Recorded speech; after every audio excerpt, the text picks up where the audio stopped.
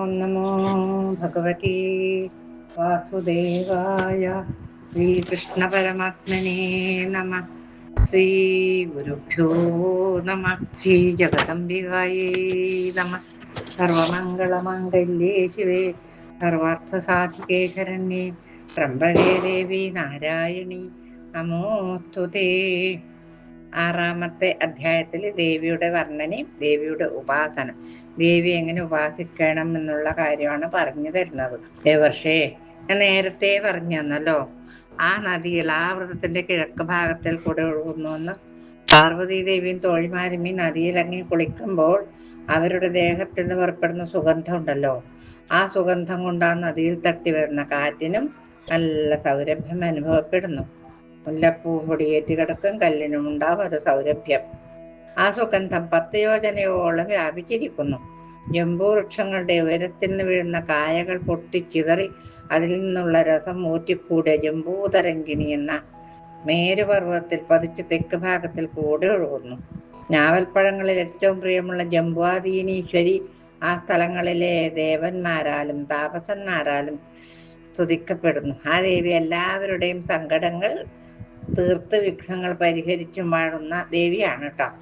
ആ ദേവിയെ ജനങ്ങൾ കോകിലാക്ഷി എന്നും കൃപാമൂർത്തി എന്നും കാമരൂപിണി എന്നും കാമപൂജ്യ എന്നും ധന്യ എന്നും കഠോരാംഗി, നാഗിമാന്യ, ഗഭസ്തിനി എന്നീ നാമങ്ങൾ ജപിച്ച് സ്തുതിക്കുന്നു. ഇങ്ങനെയൊക്കെ ഉള്ള നാമങ്ങൾ വിളിച്ചിട്ട് അവര് ആ ദേവിനെ സ്തുതിക്കുന്നു എന്ന് പറഞ്ഞു. ജംബൂ നദിക്കരയിലുള്ള മണ്ണ് പോലും ഞാവൽപ്പഴത്തിന്റെ നീര് വെയിലത്തി സ്വർണമായി തീർന്ന വിദ്യാധര സ്ത്രീകൾക്ക് ഓരോ ആഭരണമായി തീരുന്നു. അവിടുത്തെ സ്വർണം എടുത്ത ദേവന്മാർ തങ്ങളുടെ പ്രേമഭാജനങ്ങൾക്ക് രത്നകിരീടവും അരഞ്ഞാണവും സ്വർണ്ണാഭരണങ്ങളും തീർപ്പിച്ചു കൊടുക്കുന്നു. അങ്ങനെയുണ്ട്, പണ്ടേ ഉണ്ട് ഇത്. കിട്ടിയ സാധനം, ഒളിയുന്ന സാധനം കിട്ടിയാല് ഭാര്യമാർക്ക് ആഭരണാക്കി കൊടുക്കുക. ഉപാർശ്വപർവ്വതത്തിലുള്ള കടമ്പ് വൃക്ഷത്തിൽ നിന്ന് 5 ധാരകൾ ആ പർവ്വതത്തിന്റെ ശിഖരത്തിൽ മധുരൂപമായി വീണ് ഇളാവൃതത്തിന്റെ പടിഞ്ഞാറ് ഭാഗം വഴി ചരിക്കുകയാണ്. ഇത് സേവിക്കുന്ന ദേവന്മാരുടെ മുഖത്തിൽ നിന്ന് പുറപ്പെടുന്ന സൗരഭ്യം ഉണ്ടല്ലോ, ഈശ്വര, പറഞ്ഞാൽ അറിയിക്കാൻ പറ്റൂല എന്നാ പറയുന്നത്. അത് കാറ്റ് 100 യോജനയോളം ദൂരത്തിൽ വീശും. അവിടെ വാഴുന്ന മഹാദേവിയെ ധാരേശ്വരി, മഹാനന, കാലരൂപ, മഹോത്സാഹ, കരാളരേഖ, കാളാംഗി, കാന്താരഗ്രഹണേശ്വരി, ദേവേഡ്യ, കർമ്മഫലത എന്നീ പേരുകളിലാണ് പൂജിക്കപ്പെടുന്നത്. ഓരോ സ്ഥലത്തും ഇപ്പോഴും അങ്ങനെ തന്നെയല്ലേ, ഓരോ സ്ഥലത്തും ഓരോരോ പേരല്ലേ ഈശ്വരന്മാർക്കും ഈശ്വരിമാർക്കും ഒക്കെ. കുമുദപർവ്വതത്തിലെ ശതബല എന്നു പേരുള്ള വലിയ പേരാൽ തൂങ്ങി നിൽക്കുന്ന തന്റെ വേടുകളിൽ കൂടി നദം, പാല്, തൈര്, തേൻ, നെയ്യ്, ശർക്കര തുടങ്ങിയവയും വസ്ത്രങ്ങളും ആഭരണങ്ങളും ശയ്യാ സാമഗ്രികളും ഒഴുക്കുന്നു. പോരെ, ഇപ്പൊ അങ്ങനത്തെ ഒരു മരം നമുക്ക് ഈ നാട്ടിലെല്ലാം ഉണ്ടായിട്ടുണ്ടെങ്കിൽ. ഇളാവൃതത്തിന്റെ വടക്കായി നദങ്ങൾ ഒഴുകുന്നുണ്ട്. ഈ സ്ഥലങ്ങളിൽ ഈശ്വരിയായി മീനാക്ഷിയെ ദേവാസുരന്മാർ നമസ്കരിക്കുന്നു. ആ ദേവി നീണ്ട ഇടതൂർന്ന കാർകൂന്തലോടുകൂടിയും ഒരുപാട് അറ്റം കൂടാതെ മുടിയുണ്ട് നമുക്കവിടെ. നീല പട്ടാമ്പരവും ചാർത്തി സ്വർലോകവാസികൾക്ക് ഇഷ്ടവരദാനം നൽകുന്നു. മയിലിന്റെ ശോഭയുള്ള ആ ദേവി സ്കന്ദമാതാവാണ് കേട്ടോ. സുബ്രഹ്മണ്യ സ്വാമിയുടെ അമ്മയാണ് അവിടെ. ആ ദേവിയെ മാരമോഹിനി എന്നും മാരേഡ്യ എന്നും അതിമാന്യ എന്നും മഹാപൂജ എന്നും മത്തമാതംഗാമിനി എന്നും പേരുകൾ ജപിച്ച് മീനാക്ഷി പൂജ ചെയ്യണം. ഈ നടങ്ങളിലെ ജലം പാനം ചെയ്യുന്നവർക്ക് ക്ഷീണം ഉണ്ടാവില്ല. അങ്ങനെ വേർപ്പ്, ദുർഗന്ധം, ജര, മൃത്യുഭയം തുടങ്ങിയവ ഉണ്ടാവുകയേയില്ല. പരമാനന്ദവും സുഖവുമാണ് അവർക്ക് അവിടെ കിട്ടുക. ആ മഹാഹേമഗിരിയുടെ സ്ഥിതിയും സുമേരു പർവ്വതത്തിന്റെ പാദാദ്രികളെയും പ്രത്യേകമായി പറഞ്ഞു തരാം. ആ പർവ്വതത്തിന്റെ മൂലഭാഗത്ത് 20 പർവ്വതങ്ങൾ ചുറ്റും പൊങ്ങി നിൽപ്പുണ്ട്. ആ പർവ്വതങ്ങളുടെ പേരുകൾ ഇപ്രകാരമാണ് കേട്ടോ, ഞാൻ പറഞ്ഞു തരാം. കുരംഗം, കുരകം, കുശുംഭം, വിഗംഗടം, ത്രികൂടം, ശിശിരം, പതംഗം, രുചകം, ക്ഷിതി, വാസം, നിഷധം, കപിലം, ശംഖപർവ്വതം, വൈഡൂര്യം, ചാരുധി, ഹംസ, ഹംസഋഷഭം, നാഗം, കാളഞ്ചരം, നാരദം എന്നിങ്ങനെ 20 പർവ്വതങ്ങളുടെ നിര തന്നെയുണ്ട്. ഇത്രയും പറഞ്ഞുകൊണ്ട് ജംബുവാദി വൃക്ഷങ്ങളുടെ വർണ്ണന 6-ാം അധ്യായം ഭഗവത്പാദങ്ങൾ സമർപ്പിച്ചു. ഇനി എന്താണ് പറയാനുള്ളത്? മഹാമായയുടെ വർണ്ണനം. ജഠരം, ദേവകൂടം എന്നീ പർവ്വതങ്ങൾ 18,000 യോജന വീതം ഉയരവും വീതിയും ഉള്ളതാണ്. അവ മഹാമേരു പർവ്വതത്തിന്റെ കിഴക്കു ഭാഗത്തായിട്ടാണ് സ്ഥിതി ചെയ്യുന്നത് കേട്ടോ. ഇപ്രകാരം തന്നെ പടിഞ്ഞാറ് ഭാഗത്ത് പവമാനം, പാരിയാത്രം എന്നീ 2 പർവ്വതങ്ങളും ഉണ്ട്. കിഴക്ക് പടിഞ്ഞാറായി തെക്ക് ഭാഗത്ത് കൈലാസം, കരവീരം എന്നീ പർവ്വതങ്ങളും സ്ഥിതി ചെയ്യുന്നുണ്ട്. വടക്ക് ഭാഗത്ത് ത്രിശൃംഗം, മകരം എന്നീ പർവ്വതങ്ങളും ഉണ്ട്. ഇപ്രകാരം 8 പർവ്വതങ്ങളാൽ സ്വർണമയമായ മഹാമേരു പർവ്വതം അഗ്നിയെപ്പോലെ 4 ഭാഗത്തും പ്രകാശം പരത്തിക്കൊണ്ട് ശോഭിക്കുന്നു. മേരുവിന്റെ മുകളിൽ ബ്രഹ്മദേവന്റെ സത്യലോകം സ്ഥിതി ചെയ്യുന്നുണ്ട്. മേരുപർവ്വതത്തിന്റെ മുകളിലാണ് ബ്രഹ്മാവിന്റെ സത്യലോകം. ആ പുരിക്ക് സമചതുരമായ 1 കോടി യോജന വിസ്താരമുണ്ട്. ആ പുരത്തിനെ ബ്രഹ്മജ്ഞന്മാർ സുവർണമയമാണെന്നാണ് പറയുന്നത്. ഇതിന്റെ ചുറ്റുമായ അഷ്ടദിക്പാലകന്മാരുടെ പുരം പരിശുദ്ധമായ തങ്കം കൊണ്ടുണ്ടാക്കിയത് കൊണ്ട് സ്വർണ്ണ നിറമായി ശോഭിച്ചു. ഓരോന്നിന്റെയും ചുറ്റളവ് 2500 യോജനയാണ്. ചെറുതൊന്നുമല്ല. ഇന്ദ്രന്റെ പുരി എവിടെയാണെന്ന് വെച്ചാൽ അറിയാലോ നമുക്ക്. കിഴക്കു ഭാഗത്താണ്.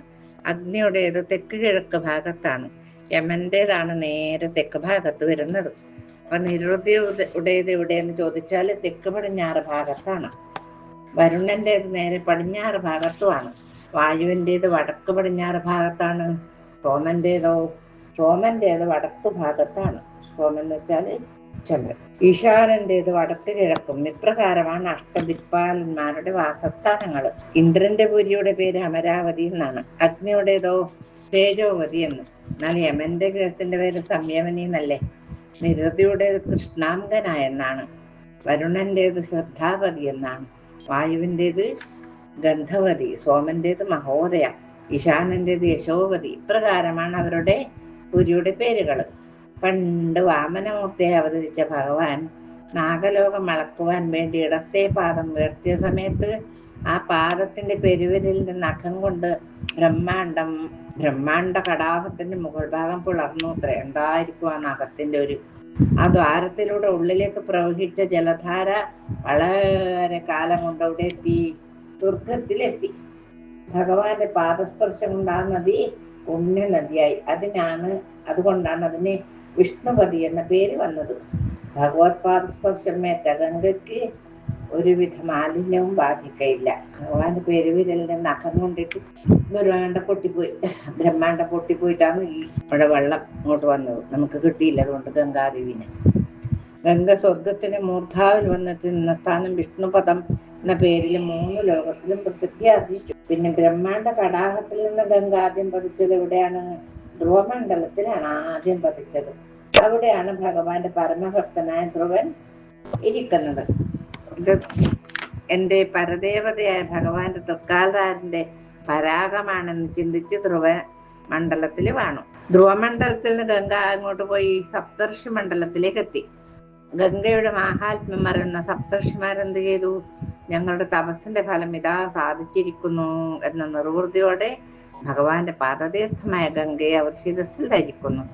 സപ്തർഷി മണ്ഡലത്തിൽ നിന്ന് അനേക കോടി വിമാന സമൂഹങ്ങളോട് കൂടിയ ദേവലോകത്തെ നനച്ച ശേഷം ഇങ്ങോട്ട് പോയി ചന്ദ്രമണ്ഡലത്തിൽ ഇറങ്ങി മേരുപർവ്വതത്തിന്റെ മുകളിലുള്ള ബ്രഹ്മപുരിയിലെത്തി. ഇങ്ങനെ വളഞ്ഞ് ഗംഗ ഇങ്ങനെ വരികയാണ്.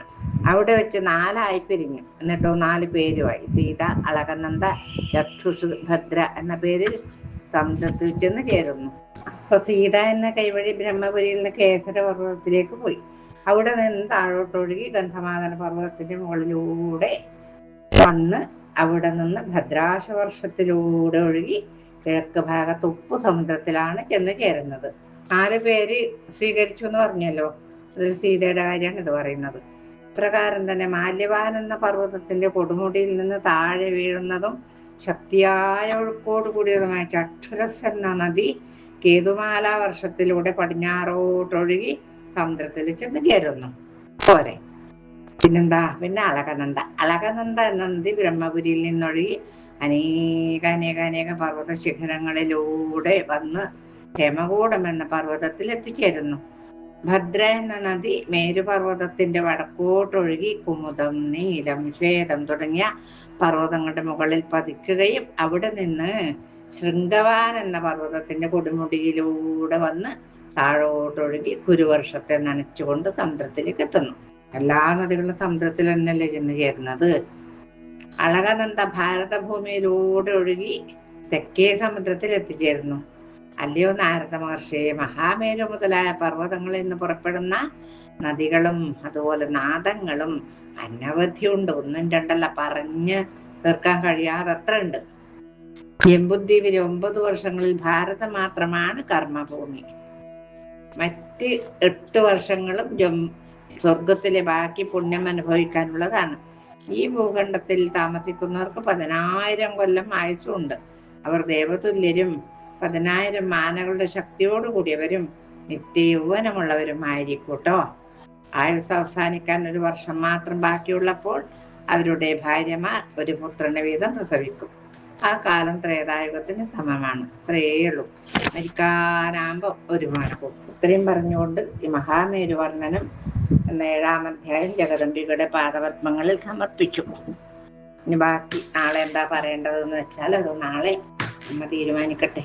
ഇന്ന് നമുക്ക് കായേന വാചാ മനസേന്ദ്രിയർവാ ബുദ്ധ്യാത്മനാ വാ പ്രകൃതേ സ്വഭാവാത് കരോമി യദ്യൽ സകലം പരസ്മൈ നാരായണായേതി സമർപ്പയാമി.